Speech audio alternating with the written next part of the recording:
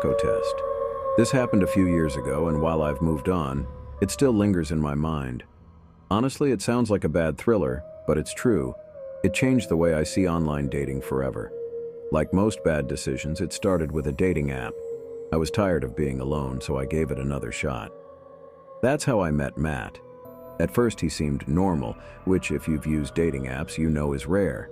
His profile was simple. Pictures of him hiking, a dog, bonus points, and a joke about failing at baking. We hit it off. Within a week, he asked me out for coffee.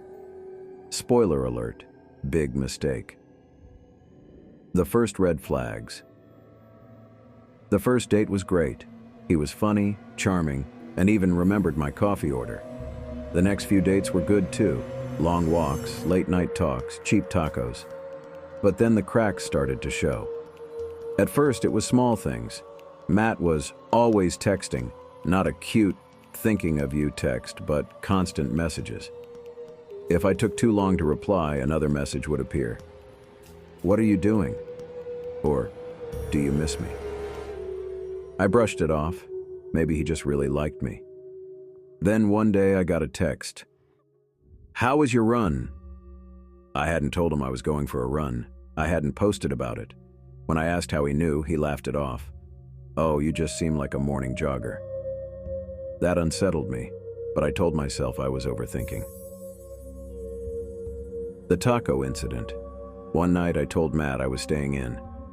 "Cool, hope you and your friends enjoy the marathon," he texted. I hadn't mentioned the movie marathon.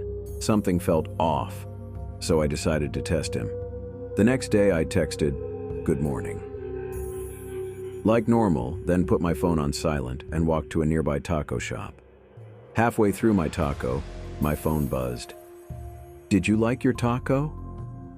I nearly dropped my food. My stomach twisted. My hands shook. I scanned the street. Empty. "What do you mean?" I texted back. His response came instantly. "Thinking of you." That night I locked every door and window, heart pounding. The final straw. The next day I blocked Matt, deleted his number, and wiped my social media. But he didn't stop. Messages started coming from unknown numbers. "Why did you ghost me?" Then, "I miss you. I wouldn't hurt you." One night I found a note on my door. "I'm sorry, I just want to talk." The police said they couldn't do anything without proof. So I packed my things, broke my lease, and moved. I changed my number, vanished from social media, and started over in a new city. But it still haunts me. Even now, years later, I still find myself looking over my shoulder. The fear never fully fades. It just hides beneath the surface, waiting for a moment to resurface. A random friend request from an account I don't recognize makes my stomach drop. A car lingering outside my apartment for too long sets my pulse racing. And worst of all, every now and then, in a crowded street or a dimly lit cafe, I see someone who looks like Matt. For a split second, my breath catches, my body tenses, and my mind goes blank with fear. Then logic returns. It's not him, I tell myself. It can't be. But that moment, those few seconds of pure terror, remind me that I will never truly feel safe again. The worst part is not knowing. I don't know how much he knew about me.